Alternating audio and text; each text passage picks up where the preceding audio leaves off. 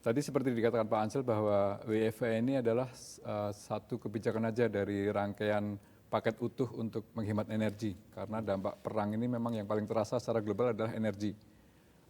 Dan Indonesia bukan satu-satunya negara yang menerapkan itu. Saya ambil contoh Mesir.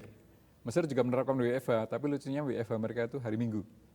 Ya. Nah mungkin karena Minggu itu aktivitas di sana juga masih banyak ya, terutama mereka kan mengandalkan turisme kan. Jadi mungkin Minggu itu sektor hospitality mereka itu juga rame gitu kan. Terus kemudian kalau kebanyakan negara Asia mulai menerapkan itu. Terus tapi tadi saya bilang ini kan cuma satu bagian kecil aja dari kebijakan penghematan energi ya. Ada kebijakan-kebijakan lain yang diambil pemerintah negara lain, negara asing, seperti yang dilakukan Indonesia juga, yang diumumkan Pak Erlangga tanggal 31 Maret yang lalu. Mesir itu saya ambil contoh, mereka mewajibkan semua toko dan mal untuk tutup jam 9 malam. Di samping kebijakan WFH tadi, untuk menghemat energi juga kan. Kemudian Pakistan, mereka memotong alokasi distribusi bahan bakar nasional itu 50%, itu akan sangat berdampak sekali. Ya.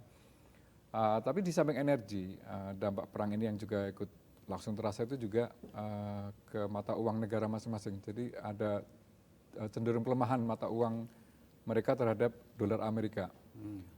Jadi di samping WFH ini mereka juga mengambil kebijakan yang bertujuan untuk memperkuat mata uang mereka sendiri. Saya ambil contoh misalnya Turki. Turki itu dia istilahnya membakar cadangan devisanya sebanyak 30 miliar dolar untuk memperkuat lira. Terus kemudian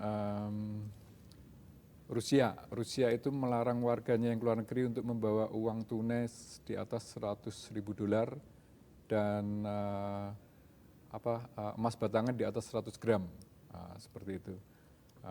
Dan itu juga saya khawatir pemerintah kita juga akan menggunakan cadangan devisa untuk mengamankan rupiah juga, gitu. Ya, tapi terlepas dari itu memang dampak yang paling terasa memang dari sektor energi ya Mas ya, Pak Ansel dan Mas Dev. Karena kalau dari sisi lain dampak perang ini misalnya dari segi transportasi ya, kalau dulu di awal itu misalnya banyak turis dari Timur Tengah yang tidak bisa pulang misalnya, atau jemaah umroh kita terlantar di sana, itu sekarang sudah nggak terjadi lagi.